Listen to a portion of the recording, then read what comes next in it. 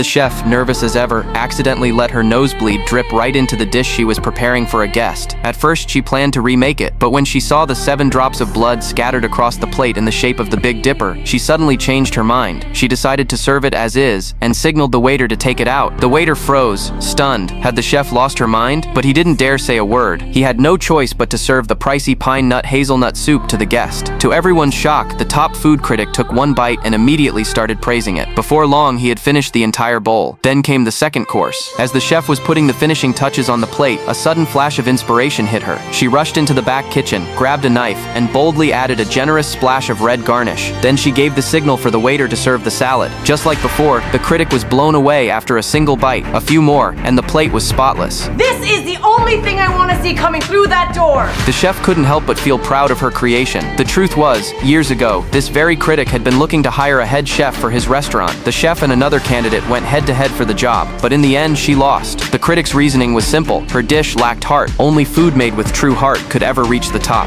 That failure crushed her. From then on, she buried herself in studying cuisine from around the world. The loss even left her with a strange condition. Every time she got nervous, she would suffer nosebleeds. Even though she eventually opened her own restaurant, she never managed to win the critic's approval. In fact, he often trashed her work in food magazines, writing that her dishes were nothing but garbage. So when the critic showed up at her restaurant in person one day, the pressure on her was overwhelming. But this time, thanks to a sudden spark of inspiration, she actually managed to impress him. One after another, exquisite dishes landed on the critic's table. First came her secret family recipe for braised ribs. The critic was completely enchanted by the flavor. Next came the golden fried ham. These were tastes the critic had never experienced before. But what no one knew was that every dish came at the cost of sacrifices made in the kitchen. The chef was proud of her achievements, but the critic said he wasn't full, so the chef changed her clothes and came to the critic. The critic asked the waiter to bring a kitchen knife. The chef seemed to realize what the critic wanted, so she picked up the knife with determination. The scene shifts. The guests are hosting a food party, and the main dish is the chef who sacrificed her life for the meal. But instead of being afraid, they were actually happy to enjoy this new delicacy.